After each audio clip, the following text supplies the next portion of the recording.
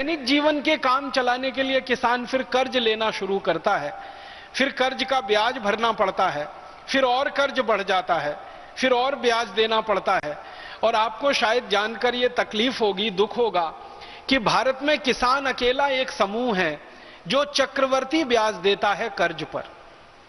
हम शहरों में रहते हैं और शहरों में रहने के लिए मकान बनाना पड़ता है, बैंक से कर्ज लेते हैं, साधारण ब्याज दर पर हमें बैंक का कर्ज मिल जाता है। हम शहरों में रहते हैं, गाड़ियां चाहिए हमको, गाड़ी खरीदने के लिए साधारण ब्याज दर पे कर्ज मिल जाता है। लेकिन किसान अपने खेत में ट्रैक्टर अगर चलाने के लिए ट्रैक्टर खरीदे, बैल खरीदे, किसान जंतुनाशक खरीदे, कीटनाशक खरीदे, उसके लिए कर्ज लेना पड़े सहकारी संस्थाओं से, पत संस्थाओं से, तो चक्रवर्ती ब्याज पे कर्ज मिलता है किसानों को। और आप जानते हैं चक्रवर्ती ब्याज दुनिया में सबसे खतरनाक होती है।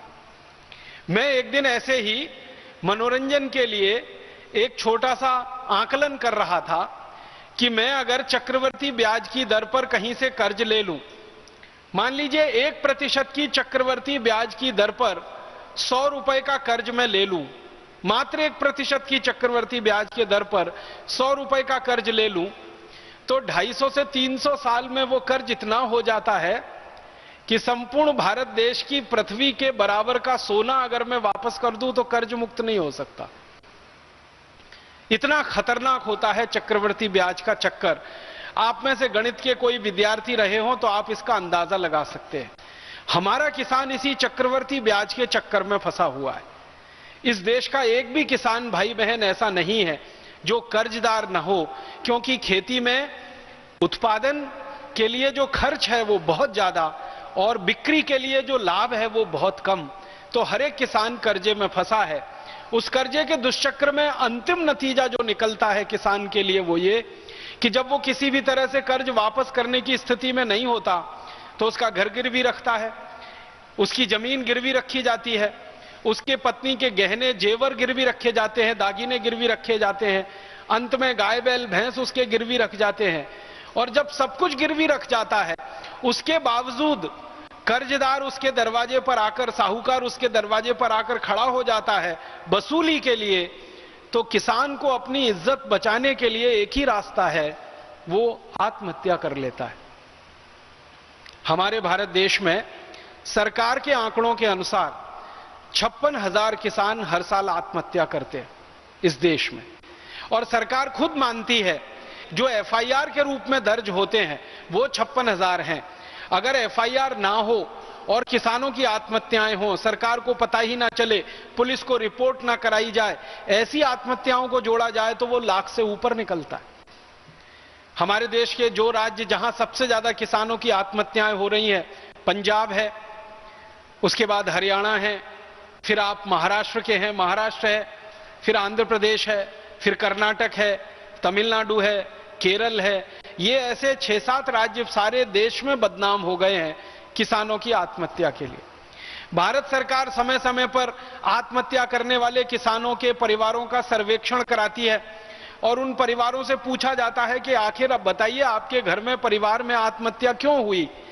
तो सभी परिवारों के मुंह से एक ही जवाब सुनने को मिलता है, वो ये कि हमारी पूरी खेती गिरवी रख गई, हमारे गाय बैल भैंस गिरवी रख गए, घर के आभूषण गहने गिरवी रखे जा चुके हैं, संपत्ति के नाम पर हमारे हाथ में कुछ नहीं है, और साहूकार का कर्ज अभी बाकी है वो देना है, बैंक का कर्ज अभी बाकी है वो देना है, और फसल इतनी अच्छी हुई नहीं है कि हम कर्ज पूरा वापस दे सकें।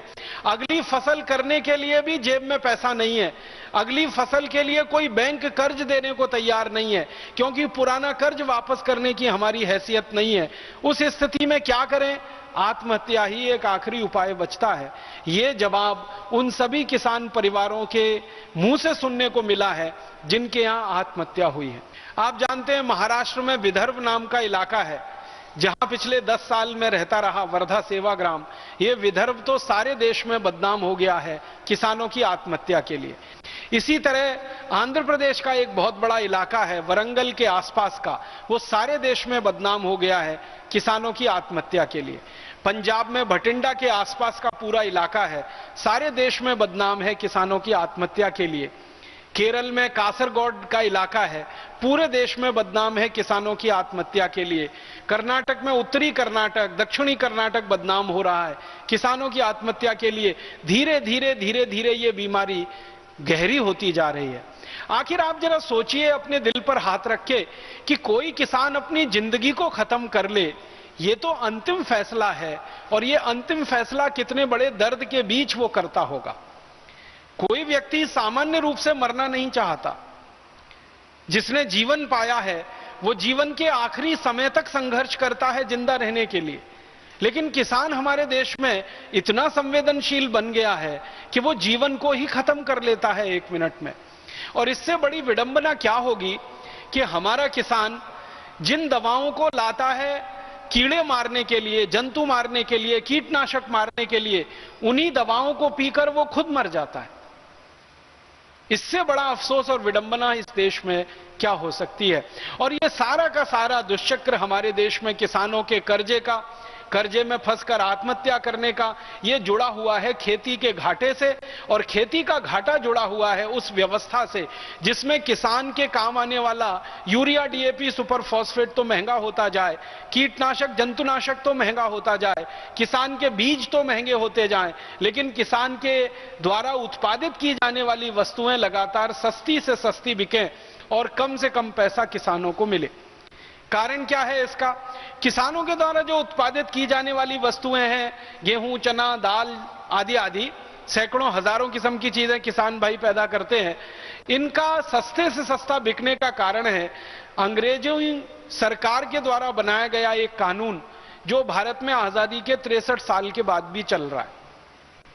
और वो कानून का नाम है एग्रीकल्चरल प्राइस कमीशन एक्ट। इस कानून में व्यवस्था यह है कि किसान जो भी कुछ पैदा करेंगे उसका भाव किसान खुद तय नहीं करेंगे, सरकार उसका भाव तय करेगी। और सरकार जब इसका भाव तय करती है खेती के द्वारा